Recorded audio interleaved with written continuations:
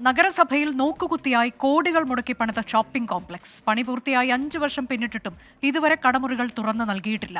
നടപടികൾ പൂർത്തിയാക്കാൻ കഴിയാത്തതും രാഷ്ട്രീയ തർക്കങ്ങളുമാണ് പ്രതിസന്ധിക്ക് കാരണം.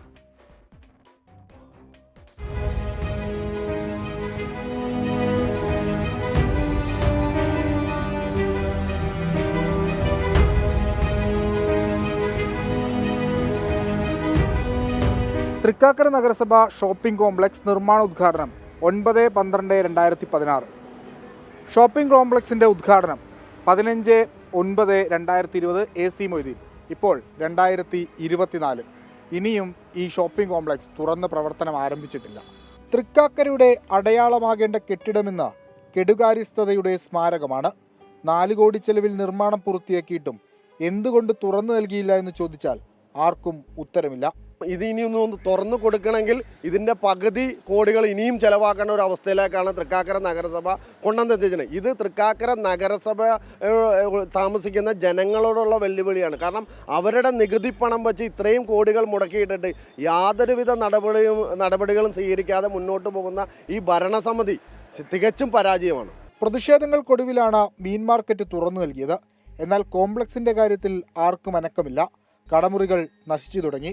ആരോട് പറയാൻ, ആര് കേൾക്കാൻ? ഭരണസമിതിക്ക് അകത്തിരിക്കുന്ന ആളുകൾ സ്വാഭാവികമായിട്ട് ഇതിനകത്ത് യാതൊരു വിധത്തിലുള്ള ഉത്തരവാദിത്വപരമായ സമയം സ്വീകരിക്കുന്നില്ല. ഇപ്പോൾ ആ മാർക്കറ്റിൻ്റെ സ്ഥിതി എന്ന് പറഞ്ഞാൽ മെയിൻ ഹോള് ടെൻഡർ നടപടി സ്വീകരിക്കാതെ മാറ്റിയിട്ടിരിക്കുകയാണ്. അതിനകത്ത് കോടിക്കണക്കിന് രൂപ തൃക്കാക്കര നഗരസഭയ്ക്ക് 4 വർഷക്കാലം കൊണ്ട് നഷ്ടം വന്നിരിക്കുകയാണ്. ഈ നഷ്ടം ഈ ഭരണസമിതിയിൽപ്പെട്ട ആളുകളുടെ കയ്യിൽ നിന്ന് ഈടാക്കണം. 1-2 കടമുറികൾ ടെൻഡറിൽ പിടിച്ചവർ നഗരസഭയുടെ ഗുണം കൊണ്ട് അപ്പോൾ തന്നെ സ്ഥലം വിട്ടു. ഉടൻ റീടെൻഡർ വിളിച്ച് കോംപ്ലക്സ് തുറക്കുമെന്ന ഫ്രഷ് വിശദീകരണമാണ് ഭരണസമിതിക്ക് പറയാനുള്ളത്. എനിക്ക് തോന്നുന്നത് അത് താഴത്തെ ഒരു നിലയായതുകൊണ്ടും അവിടെ ആളുകൾ ബിസിനസ് കുറവാണെന്ന് പറയുന്നു. അപ്പോൾ അതും നമുക്കറിയില്ല. ഇനി രണ്ടാമത് അവിടെ റീടെൻഡർ വെച്ച് വീണ്ടും കൊടുക്കണം. അവിടെയുണ്ട് കുറച്ച് കടകൾ, NGO ക്വാർട്ടേഴ്സിലെ കെട്ടിടത്തിലുണ്ട്. അപ്പോൾ അതും രണ്ടാമത് റീടെൻഡർ വെച്ചിട്ട് നമ്മൾ ആർക്കെങ്കിലും കൊടുക്കും. കെട്ടിടം ഇനി തുറന്ന് പ്രവർത്തിക്കണമെങ്കിൽ നഗരസഭ വീണ്ടും അറ്റകുറ്റപ്പണികൾ നടത്തണം. വൈകുന്തോറും ആ ചെലവും വർദ്ധിക്കും. നികുതി ഇനത്തിൽ ഈ കെട്ടിടം വഴി നഗരസഭയ്ക്ക് ഒരു വലിയ തുക പ്രതിവർഷം ലാഭമായി ലഭ്യമാകും. പക്ഷേ അതിനൊരു താല്പര്യവും നഗരസഭ അധികൃതർക്കില്ല. കെട്ടിടം ഇങ്ങനെ കിടന്ന് നശിച്ചു പോവുകയാണ്. ഒപ്പം ജനങ്ങളുടെ നികുതി പണവും. കൊച്ചിയിൽ നിന്ന് വിഷ്ണു സുരേഷ്, 24. തൃക്കാക്കരയുടെ അടയാളമായി മാറേണ്ട പദ്ധതിയാണ് അധികൃതരുടെ അനാസ്ഥയിൽ പൂട്ടിക്കിടക്കുന്നത്. രാഷ്ട്രീയ തർക്കങ്ങൾ കാരണം തുറന്നു നൽകാത്ത കെട്ടിടത്തിലെ കടകൾ പലതും നശിച്ചു തുടങ്ങി. നമ്മൾ ആ ദൃശ്യങ്ങളൊക്കെ കണ്ടതാണ്. അനിശ്ചിതത്വങ്ങൾക്കൊടുവിൽ കെട്ടിടം തുറന്നു നൽകിയാലും നവീകരണ പ്രവർത്തനം നടത്താതെ തുറക്കാനാകില്ല. അതായത് അതിനു വേണ്ട പണം കൂടി പൊതുഖജനാവിൽ നിന്ന് തന്നെ കണ്ടെത്തണം എന്നത് മറ്റൊരു വസ്തുത. വിഷ്ണു സുരേഷ് തത്സമയം. വിഷ്ണു, അങ്ങനെ ഇനി തുറന്നു കൊടുക്കുക എന്ന് പറഞ്ഞാൽ വീണ്ടും പണച്ചെലവാണ്. ഇതെന്തുകൊണ്ട് ഇങ്ങനെയായി മാറി എന്നതിന് കൃത്യമായ വിശദീകരണമുണ്ടോ നഗരസഭയ്ക്ക്? അനുജ, ഒരു ഉത്തരവും നഗരസഭയ്ക്കില്ല. തൃക്കാക്കര നഗരസഭയെ സംബന്ധിച്ചിടത്തോളം ഓരോ വർഷവും ഓരോ അധ്യക്ഷന്മാർ എന്നുള്ളതാണ്. അതുകൊണ്ട് അതിൽ ആർക്കാണ് ഉത്തരവാദിത്വം, ഇത് തുറന്നു നൽകേണ്ടതെന്ന കാര്യത്തിലും അവർക്കൊരു വ്യക്തതയില്ല.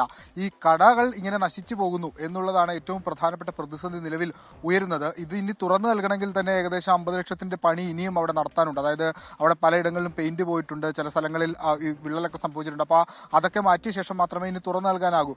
അത് ഇനി വൈകുന്തോറും 50 ലക്ഷം എന്നുള്ളത് കോടികളിലേക്ക് എത്തും. അതുകൊണ്ട് എത്രയും പെട്ടെന്ന് ഇത് തുറന്നു നൽകാൻ നടപടി നഗരസഭാ അധികൃതർ സ്വീകരിക്കണം. കടകൾ ടെൻഡർ വിളിച്ച ആളുകൾ പൂർണ്ണമായി അല്ലെങ്കിൽ മര്യാദക്കുള്ള ടെൻഡറിങ് നടക്കാത്തതാണ് ഇതിൻ്റെ ഒരു പ്രതിസന്ധിയായിട്ട് നമ്മൾ മനസ്സിലാക്കുന്നത്. അവിടെയുള്ള ആളുകളുമായി സംസാരിക്കുമ്പോഴും അത്തരത്തിലുള്ള പ്രതികരണങ്ങളാണ് ലഭിക്കുന്നത്. അതിനോടൊപ്പം തന്നെ അവിടെയുള്ള രാഷ്ട്രീയ തർക്കങ്ങളും ഈ സ്ഥാപനം ഇങ്ങനെ അല്ലെങ്കിൽ ഈ കെട്ടിടം ഇങ്ങനെ നശിച്ചു പോകുന്നതിന് പ്രധാനപ്പെട്ട വെല്ലുവിളി ഉയരുന്നുണ്ട്. ഒപ്പം ഈ തൃക്കാക്കര നഗരസഭയുമായി ബന്ധപ്പെട്ട് നേരത്തെ ഉയർന്ന വിവാദങ്ങളൊക്കെ നമുക്കറിയാം. പണക്കിഴിയുമായി ബന്ധപ്പെട്ടുള്ള വിവാദങ്ങൾ എക്കാലത്തും വിവാദങ്ങളുമായി ബന്ധപ്പെട്ട് നിൽക്കുന്ന ഒരു നഗരസഭയാണ്. അതിൽ ഏറ്റവും പ്രധാനപ്പെട്ട ഒന്നാണ് ഈ കോംപ്ലക്സ്. അത് തുറന്നു നൽകുന്നതിന് വേണ്ടി ഒരു ശ്രമവും ഭരണ പ്രതിപക്ഷ അംഗങ്ങളുടെ ഭാഗത്ത് ഉണ്ടാകുന്നില്ല എന്നാണ് നമ്മൾ മനസ്സിലാക്കുന്നത്. അതെ, ഈ ഷോപ്പിംഗ് കോംപ്ലക്സിന്റെ ഇങ്ങനത്തെ ഒരു ശോചനീയാവസ്ഥയ്ക്ക് കാരണം വളരെ പ്രധാനപ്പെട്ട ഒരു കാരണമായി അവിടുത്തെ രാഷ്ട്രീയ അനിശ്ചിതത്വം കൂടി ഉണ്ട് എന്നുള്ളതാണ് വിഷ്ണു സുരേഷ് പറയുന്നത്.